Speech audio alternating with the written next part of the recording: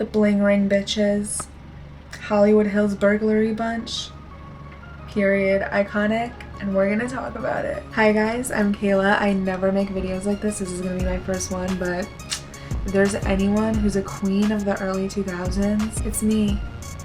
It's me. So let's get into it. What is the bling ring? The story of the bling ring is this intoxicating blend of everything designer, celebrity, addiction, fame, all wrapped up into this very unreal Y2K story. These people literally said eat the rich and then became celebrities themselves. So first let's talk about who's in the bling ring. Who are these people? We have Miss Rachel Lee, baby. She is the ringleader. She's obsessed with reality TV, fashion, celebrities. Her and her bestie Diana Tamayo, student body class president, they both had a past of probation and petty theft from shoplifting from Sephora. Diana was an undocumented immigrant. This is going to be important later, but she won Best Smile, most likely to be a teacher. Like, she had a very, untarnished reputation. Nick Prugo, he was Rachel's little shy guy sidekick. He did anything she said. He was also obsessed with all things celebrity, fashion. Like, this was a different world. All of the stuff that we see now with celebrities feels very far away.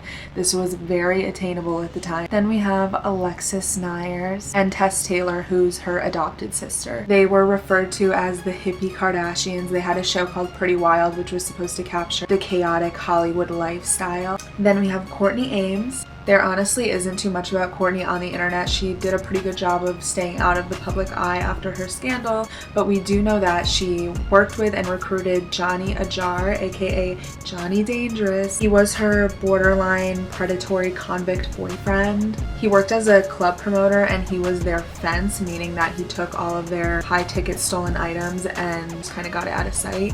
His job was to flip the stolen items, but baby, he fumbled their bag so bad, it's embarrassing. And then Roy Lopez Jr., and that was Courtney's co-worker at a restaurant.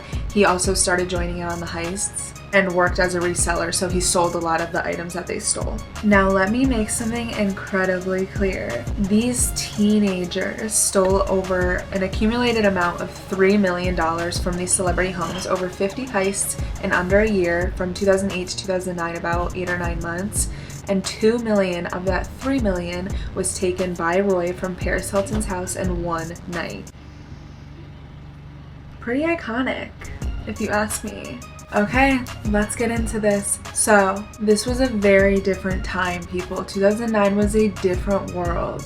We're starting to see the early 2000s kind of reignite among Gen Z and glamorize it and stuff like that. But baby, if you were born from 97 and earlier, you lived through this shit. You saw this on TV. I remember seeing this on E! On The Soup. This was the peak of the celebrity socialite Bimbo Summit era, and to see these absolute icons get robbed by teenagers was something that can only exist in the realm of Y2K. So let's get into how all this happened. This all started with Rachel Lee. When somebody says who taught you, it's not Yeezy taught me, it's Rachel taught me. Her demeanor was described as eerily calm through all of the thrill, she was a real sneaky mirror to the core. She didn't stop at anything to get her desires. She really said, I want it, I got it. She literally saw celebrities' intimate homes as just her little shopping catalog, and she stole from them at her leisure. I'm a motherfucking city girl. Both her and Nick met at Indian Hills High School because they both got kicked out of Calabasas High. So Indian Hills was an alternative school. They weren't friends prior, but once they met, it was a little match made in heaven. They were obsessed with all the same things: fashion, partying, celebrities, designer items, social media. This was the MySpace college humor era. So Rachel and Nick's typical Friday night stealing spree started at his neighbor's house simply because he knew he wasn't going to be home. They made their first hit. They found $8,000 under their bed, split it, and hit Rodeo Drive the next day and blew all of it. This gave them a little thrill, and then it started to lead to what they called car checks. So they would open every door of every luxury car sprinkled across Calabasas until it was unlocked. Then they would go in, steal the credit cards, and even take these cars on joyrides. That probably sounds like impossible, but the thing is, they played the part, they looked the part, they were in a very wealthy area, so nobody ever stopped them or ID'd them, and these people were so wealthy that they didn't even notice that their coin was missing off their card. Nick says that Rachel was the very first friend that he ever had that was really close to his heart, so he did anything that she said. So when she suggested that they level up to celebrity homes, he was really hesitant, but he didn't want to say no to her and lose her as a friend, so he committed to it. Courtney and Diana quickly got involved with all these heists. They were both super valuable in different ways. Courtney because of her connections that we'll talk about a little bit later, and Diana because she had a very small body, and that came in handy when they started breaking in through doggy doors. Yeah. Like I mentioned, this was 2008, 2009, so while celebrities did live in gated communities, a lot of them didn't have their doors locked. Things were very different back then, things felt safer, and quite frankly, I don't think they thought anybody had the balls. You could find celebrity homes with a Google search or just a little Perez Hilton blog. So whenever there was something like an award show where they knew the celebrities weren't going to be home, they made their move. They said, "Let's ride. Bitches know they can't catch me." So, peak party girl era. They pinned Paris Hilton as their first victim because they thought she was dumb. But they were right that she didn't notice because they hit her home over 5 times. The key was actually right under her mat and they didn't even need it because the door was unlocked. And just to prove how stone cold Rachel was about this whole stealing situation, she literally took Paris's spare key and put it on her own set of keys. This bitch was 10 toes down with this entire thing, and so was Nick because Nick found out that he had the same shoe size as Paris, and on the security footage, he did a little jig. He did a little victory jig. He did his little dancey dance. Ladies? He looks hot. Basically, they just didn't get caught because there wasn't any security alarms in place. They didn't steal noticeable huge amounts of items, and they walked backwards so that if they were on security cameras, you couldn't identify who it was. Surveillance video from Bloom's home shows the suspects walking backwards, hiding their faces from the security camera. So at first they were just stealing things for like the quick cash so they could cover their expenses for partying, drinking, their drug habits. Kleptomania is an addiction, and it started to snowball obviously into a lot more. They needed to take a step up every time and start getting more, taking more, and hitting a bigger celebrity. While they're doing all this partying, that's where they meet Alexis neirs and Tess Taylor. They were both models, but they got kicked out of their home by their mom because they were smoking oxy. So they were actually living at a Best Western Inn. Later on, Alexis says that she was only involved in the Orlando Bloom hit, but we don't know if that's true or not. They ended up stealing from Audrina, Patridge, and Megan Fox, Orlando Bloom, Miranda Kerr, who was a Victoria's Secret model at the time, and Rachel really had her heart set on her lingerie. From Orlando Bloom's, they took a vintage Rolex collection, Louis Vuitton luggage, and at this point in time, Rachel was going to move in with her father in Las Vegas. So while they were leaving, Rachel literally ran back in because she said, "Oh, I need some artwork for my new room." Like, this was a casual thing for them at this point. Their plan was just to keep breaking in, taking small increments at a time, and it worked. Until it didn't. Oftentimes they'd go and blow all their money out on bottle service, on partying. They were underage, but they had fake IDs. They loved going to Leda because that was kind of where the elite and real celebrities could kind of, you know, mingle with the wannabes. And here's where they meet Johnny Dangerous, baby. And remember this because all of their partying and braggadocious attitude is actually what ultimately led to their downfall. Like I said, Johnny was Courtney's sus-ass boyfriend. He was really screwing them over because he was taking the items they stole and giving them money for it and pawning everything. And they gave him an entire vintage Rolex collection for $5,000. That's it. When they would go to like Rachel Bilson's house and take necklaces and stuff like that, they were able to find designer items that were common, especially because they were in a wealthy area, and just pawn them for the money. Whereas Roy, he had an eye for expensive items, but he couldn't sell what was reported stolen. So he would take very, very expensive jewelry, custom items, then be stuck with them because he couldn't run down the street and then sell them. They needed me. They needed me because I would never make these mistakes. But whatever, they become so savage and high off of the adrenaline of all of this theft that Rachel takes in Rachel Bilson's house.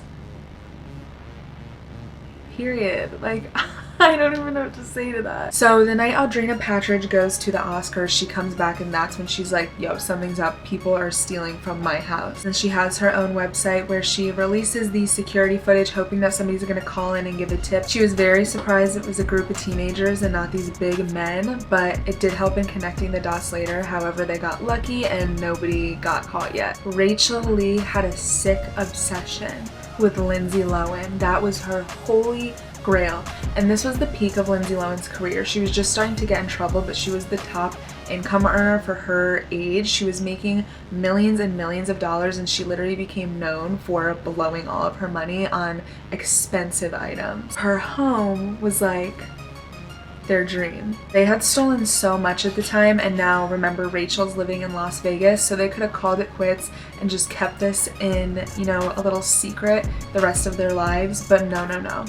Rachel said, I'm gonna come back to Calabasas and we're gonna hit Lindsay Lohan. August 23rd. So at this point in time, it is very apparent that there's a burglary ring going around, and Nick did not have a good feeling about going to Lindsay's, but Rachel said jump and he said how high. And Nick Prugo, baby, who needs all the validation in the world, couldn't keep his mouth shut. And at all of these parties, he just bragged and talked about all of this stuff that he should have kept under wraps. And people heard it and people caught on and people called the cops on them. After hitting Lindsay's house, there was a ton of tips because of this. Because there's so much evidence on Facebook of them wearing the things that they stole and getting high and smoking this iconic video. Drop it low, girl. Drop it low, girl. Drop it low, girl. Throwing in the cup, and I don't give a f***. The baddest bitch in the club right here. Hello. Why are you ruining my life? Nick gets recognized as a suspect, but he initially denies it all until he starts losing sleep.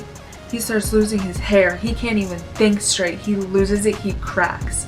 And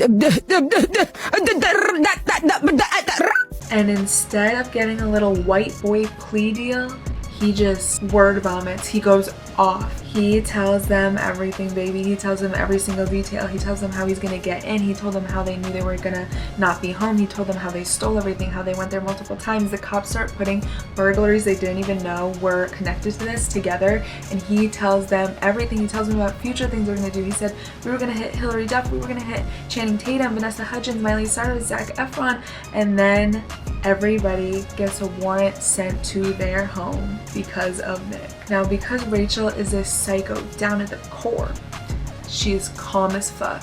Stone cold face, she does not even flinch. She goes, I didn't do that. Paris is a cunt. Why is Paris a cunt?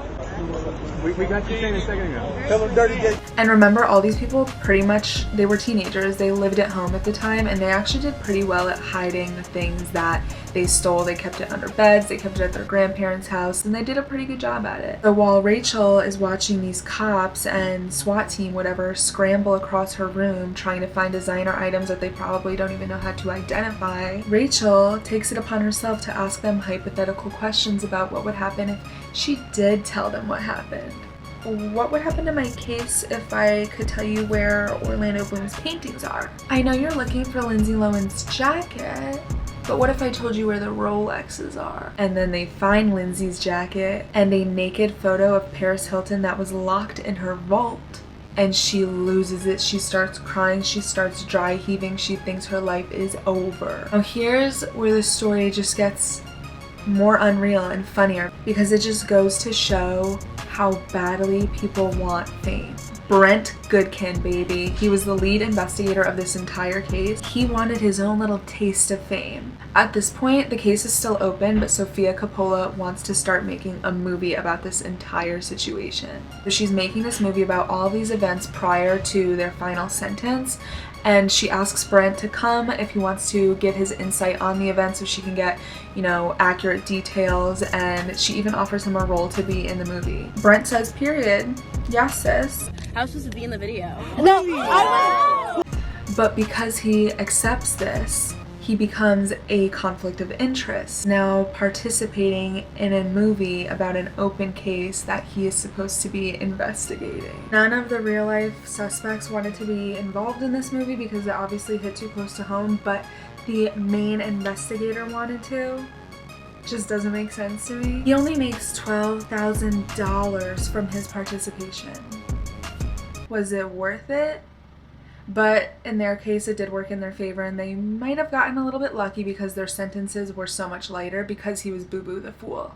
The only person who was okay with it was Miss Paris Hilton. You already know. She even allowed everybody to film in her real home. She even went as far as to tell them no room is off limits. So all of the Paris Hilton pillowcases and paintings and all of that is actually in her real home. So they all served different sentences, all under 4 years.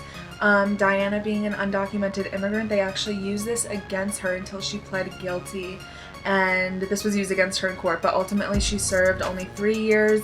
Alexis served 30 days with 3 years of probation and $600,000 paid of restitution to Orlando Bloom. Now, this pretty wild show with Alexis and her sister Tess was actually supposed to be a show about their family. They were supposed to be the hippie Kardashian. Alexis does look like the ringleader, and this does seem like it's her story, but she did play a much smaller role in it. The show was not because of the bling ring. The bling ring happened during it, and she actually got arrested during the filming. I'm sure you will recognize this clip from the show. Oh my god, I'm in Vanity Fair! I was not happy with anything that she wrote about me. What the f?